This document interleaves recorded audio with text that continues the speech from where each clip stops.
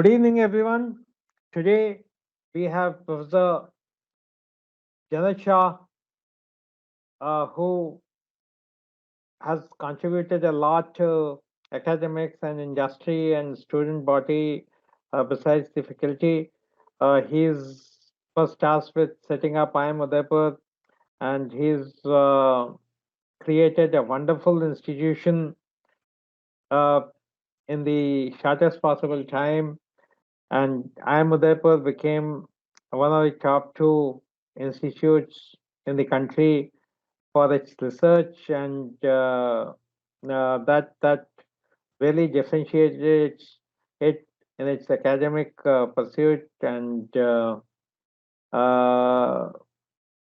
that I think was his biggest contribution to this country and the economy and the academia.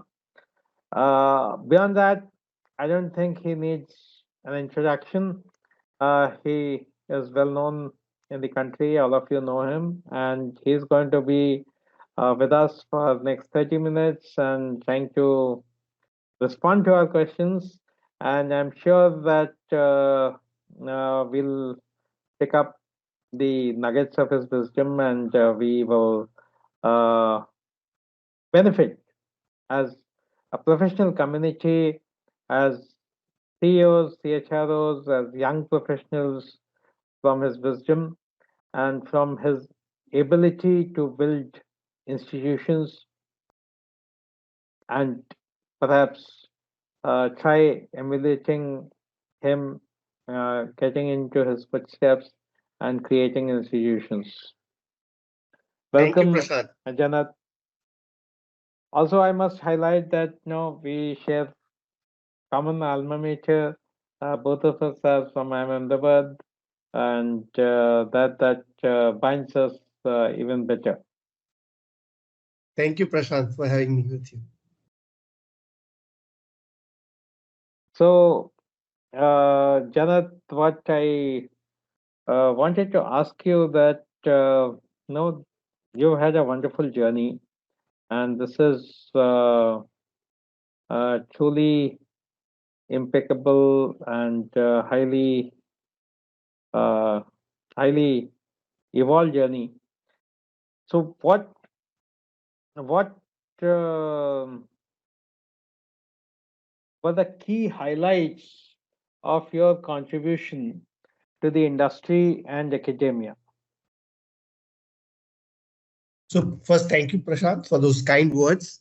Uh, so I think, I got a unique opportunity to build uh, the institution from a scratch, you know, and very few people get that kind of opportunity.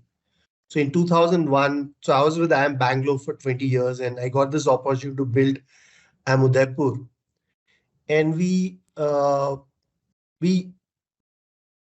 that time we were 13th IIM, the already uh, Ahmedabad, Bangalore, Calcutta had done so well. All IIMs had done well. We are 13th IIM, and already there are several private institutions, in management institutions, which are doing well. So we said, unless we, build some unique sort of, how do we create a unique identity? Because we were in a way late entrant, even though we had IIM brand name.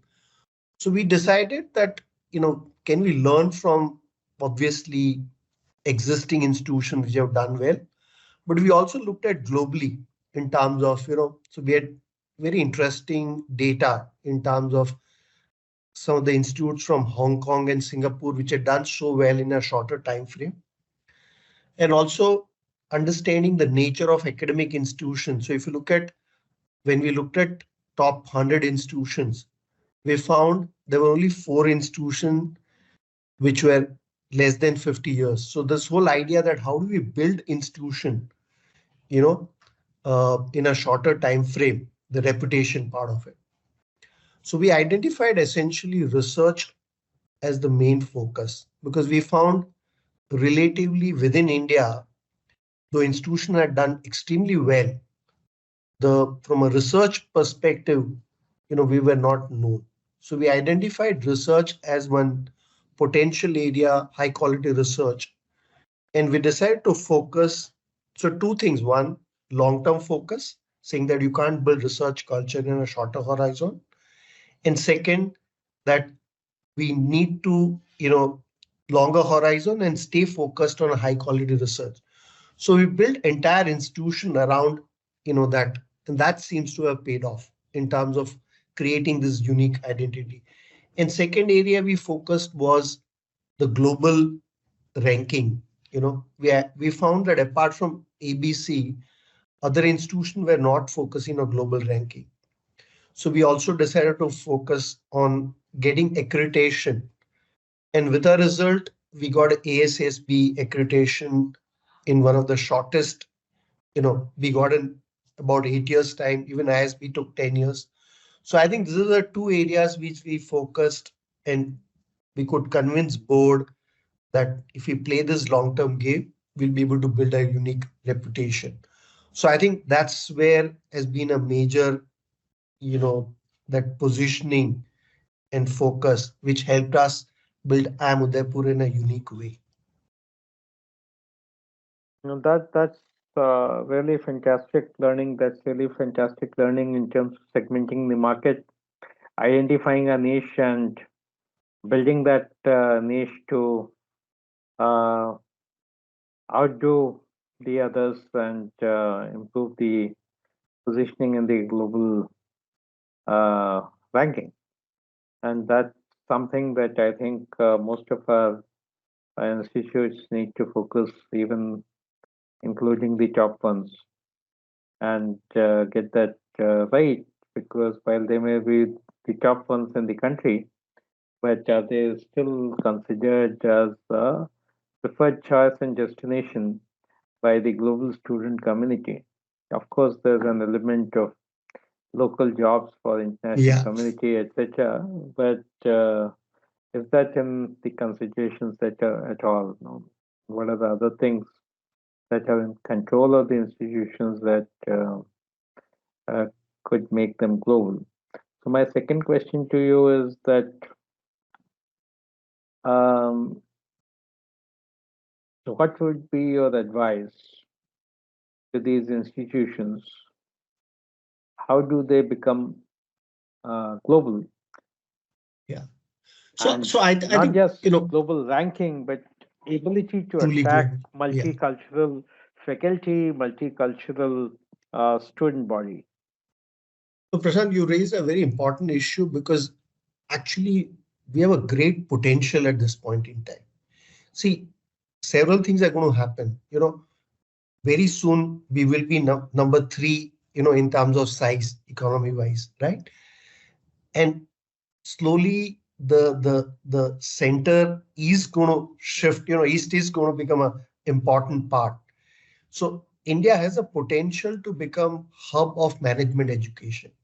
Because if you look at, China, people are not going to trust the Hong Kong, so Singapore is relatively small. So we have a great potential, and we have a early, English language is an advantage. So I think somewhere we have to work on becoming a hub of a management education. We have that opportunity. There were two areas where one, we've been very India focused, as you rightly mentioned. Our faculty is India, while as students are domestic, and the recruitment, though our alumni has done very well, some of them, but as an institute, we have been fairly domestic in nature. So I think this whole idea that can we grab this opportunity, look at next, 10 to 10 year as a horizon, and can we be recognized globally by, so one is ensure that we are in global ranking, but more importantly, attract global students, figure out a way of attracting global, the uh, uh, students, global faculty, and one key area will be part of a global research, somewhere a conversation where we are part of a global research pool.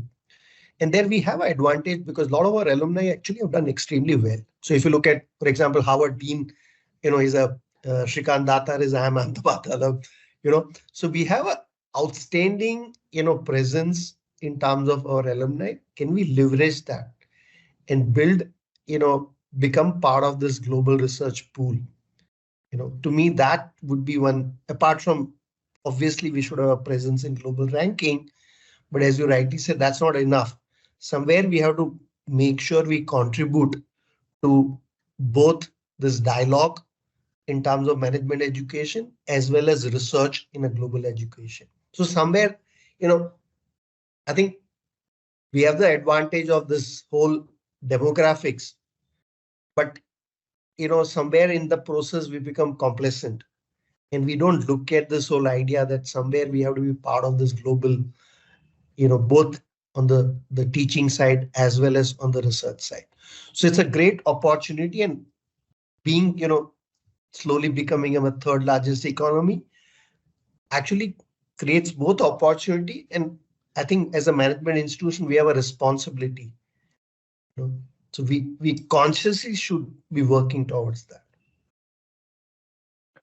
My next question to you is that in India, we've seen that while institutions like IIM Ahmedabad were clearly set up with charters of creating CEOs for private and public sector organizations, IIM Bangalore was set up with a charter to create CEOs for public sector organizations and so on and so forth. But less than half of any of the batches or all the batches put together have made it to CEO. Right? And I was discussing this with a professor in US, and he said, "No, Prashant, it's not very different in US Yeah. also. That the Harvard and the Stanford and the Wharton graduates, uh, less than half of them make it to CEO." And my question, therefore, is that what is that they don't teach in Harvard, right? That they teach in the less known universities and schools, and that people from there become CEOs more than people from I'm Ahmedabad and the likes. Now I'm at free will to name and keep hammering I'm Ahmedabad because both of us are part of the family. But yeah, a lot of other institutes in India and outside equally guilty. So I guess, Prashant, you're probably a little harsh on the institutions. In terms of, and as you rightly said, globally also, right? Not everybody makes it.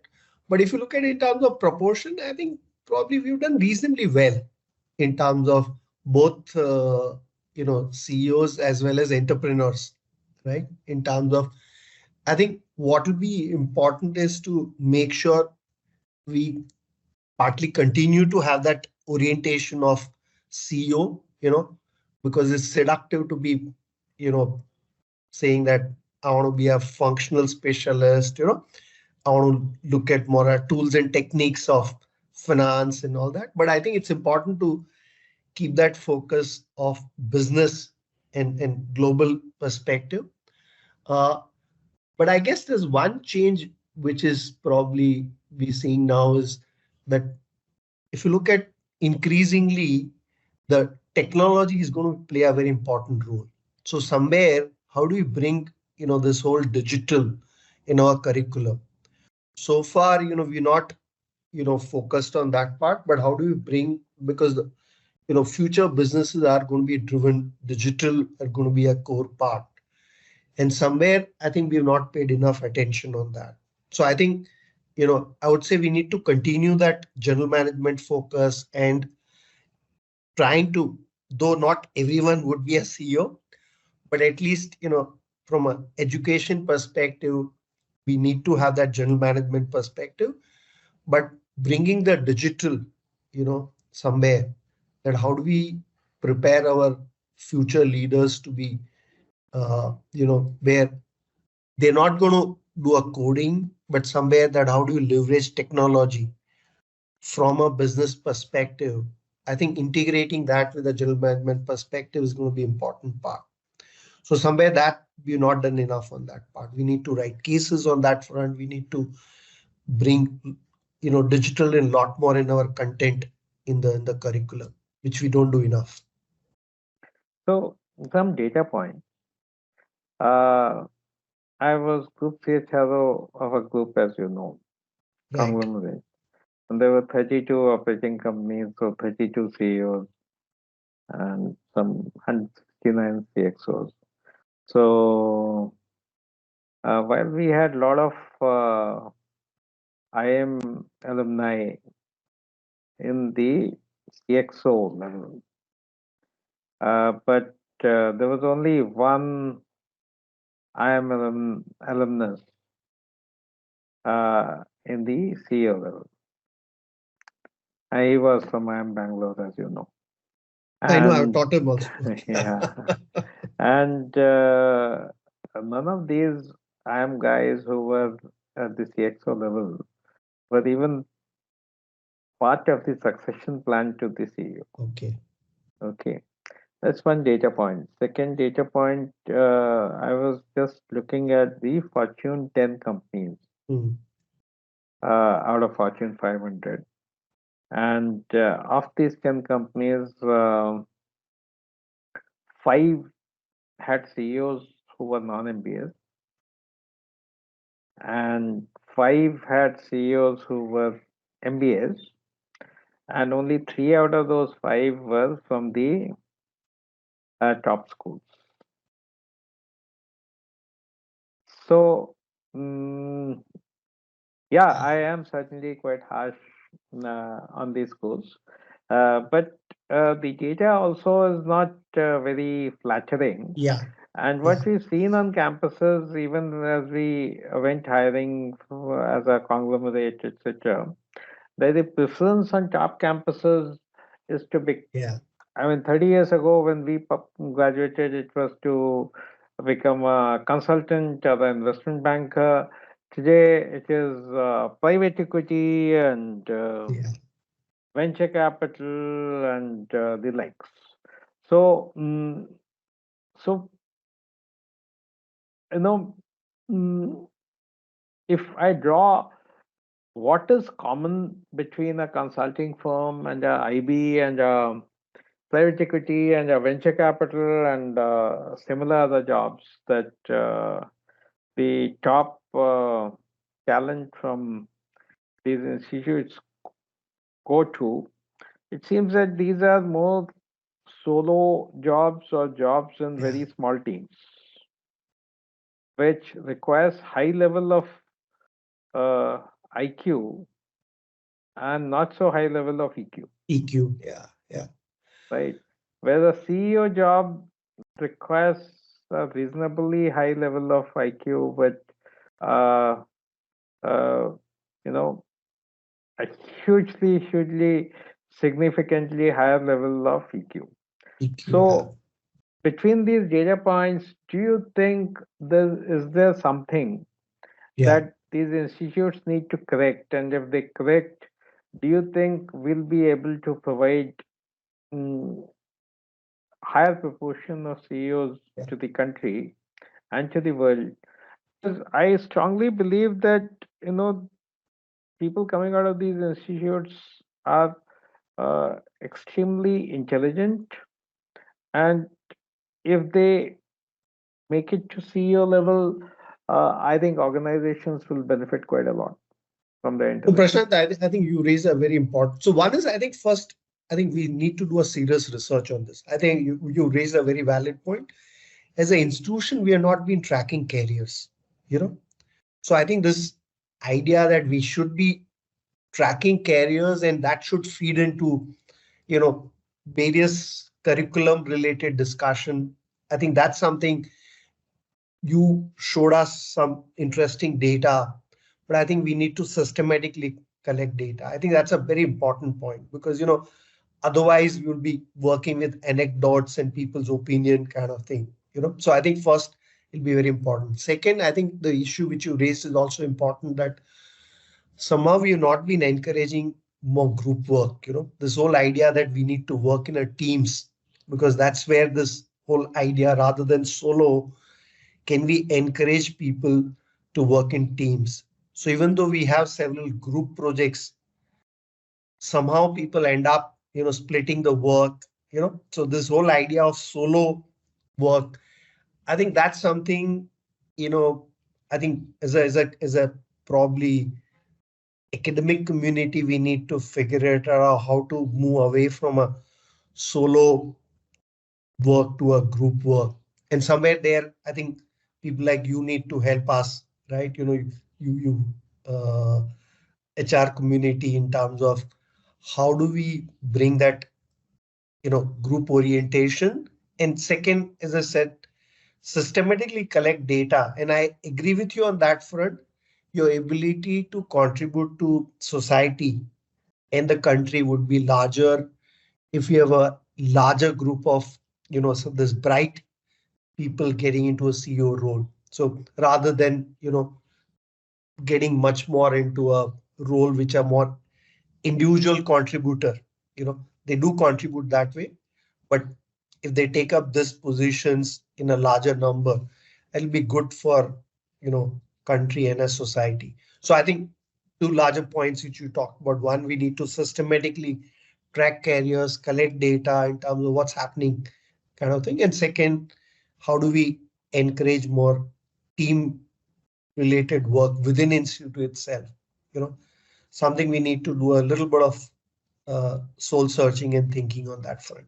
So thanks for bringing that, issue, which we definitely need to do a discussion within the academic community.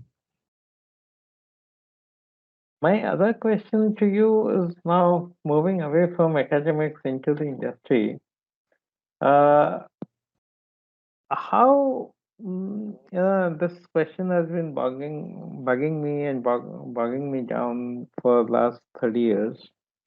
Uh, why is it that the companies from the West are way more big or bigger than mm, the Indian companies, right? Uh, Yes. and when I raised this question in 90s and I did some research, the um, conclusion was that probably they had the early bird advantage, right? Uh, While that might have been true in 90s, but in 2020s, that's not true. The biggest companies, even from the West, are no longer 100 years old and 200 years old. They are reasonably young and perhaps younger than our biggest companies, or at par in terms of age. And these guys uh, are bigger order of magnitude. I mean, it's not that Yeah. they're bigger; it's uh, bigger by no comparison, Yeah. right? So, what is that makes them so big, and what is that? Because you know, finally, all these companies, whether based in US or based in India, their play field is the world.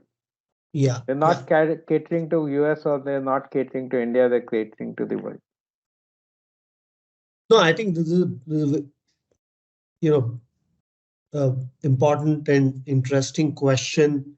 But I would say, probably, earlier we were a economy wise much smaller economy, a lot more domestic in nature. Now I think the once we become, slowly soon we'll become a third largest economy.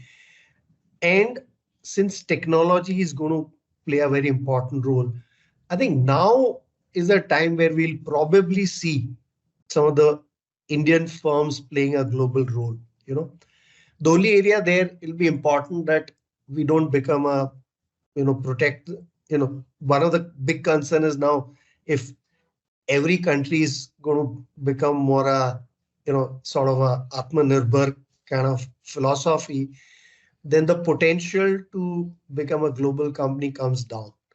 But hopefully, once with a larger economy and technology playing a bigger role, and since we have companies where they've contributed to a global technology pool, I think hopefully now next decade is where the idea which you're talking about, we'll see global companies, you know, some of the product should come out of a global, I mean, from India. So I think next decade is where I'm hopeful that we will see what you were dreaming in the past, saying that, can we see more companies of, China now we do see a companies of that size. So I think I mean, my this thing is mainly because probably we were much smaller economy. So now is the opportunity. So next decade is where we should watch out and see, can we create those global size companies from India? So I'd done a research on this, because I was working on India entry strategies. Mm. So I had the uh, at a young age, I had the opportunity of interacting with people like Mr. Michelin of Michelin Tires and Mr. Perfetti of Perfetti and Dick Hayworth of Hayworth, etc., etc. So I did some research with about 50 interviews. And back in 90s, what came out was as follows. And I don't know if it is relevant, sorry, today or it's no longer relevant. Uh, Number one difference that turned out was the vision of these CEOs of Western companies and the vision of CEOs of Indian companies. We were always scared of thinking big, Yeah. right? And as Bill Gates has said in his book, uh, vision without a plan is a dream. Mm. It's not just about thinking big, but I mean, it's not about dreaming big, but it's about thinking big and translating it into plans to execute it. So that was one difference that had come out. The second difference was that we were quite a bit of solo players versus the Western world was more of a team player. So teamwork was a bit of a challenge. And the third thing was the process orientation. We were always keen to accomplish something through a jugaad rather than build scalable processes. And the fourth thing that turned out was that we were very product oriented rather than brand oriented. Whereas Western companies are hugely brand Yeah. oriented. Their product may be half as good as ours, but their brand is way bigger and stronger. Fifth thing was the fetish for quality. Inconsistent quality Yeah. created damage uh, for scalability. So these are the five things that turned out based on my interviews with some of these chieftains of the global players and some of the chieftains of Indian companies. Uh, I don't know if that has changed in 30 years, 25 years. But what would be your view? So no, I think that's a very interesting, in terms of, so I think there are few sectors where we have made a global presence, at least the IT and the pharma are two areas where we have made a global presence. So I think, uh, and now with, again, you know, everybody recognizing that India is going to be, one of the major player for a global growth. So I think that visibility is there, and the domestic consumption also is going to increase. So I think now, hopefully, riding on our experience of IT and pharma, uh, we should hopefully, as I said, I'm hopeful that uh, people will look at some of the characteristics you talked about, you know, and start dreaming bigger. So I think that's where I think the vision issue comes in. Earlier, we were talking about management education institution or even education institution. So every sector, if they start thinking big in terms of saying that we have a potential to be a global player, we have a potential to influence, you know. So I think I'm hopeful that, in a next decade, we should see that. But as you rightly said, it's not just vision, but it should be followed by a plan. You know, somewhere I think probably we need to do a lot more discussion about these issues, that how do we in each of the sector, right? Can we create a global presence? So again, I'm more hopeful both because of the we becoming important in terms of size of economy, and second, technology playing a greater role. So somewhere, I think when you look at, uh, we have played a bigger role in the technology front. Whether you look at, for example, on the finance side, right?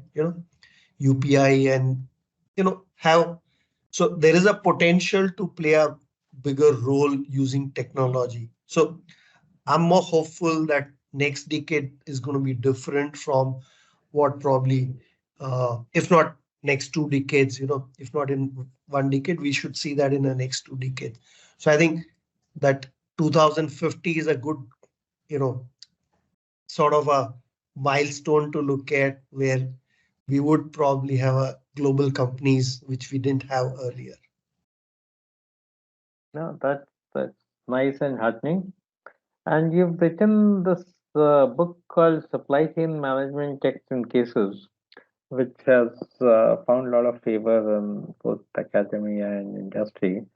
Would you like to highlight some key learning from this book that will benefit the people in the industry, both youngsters and experienced?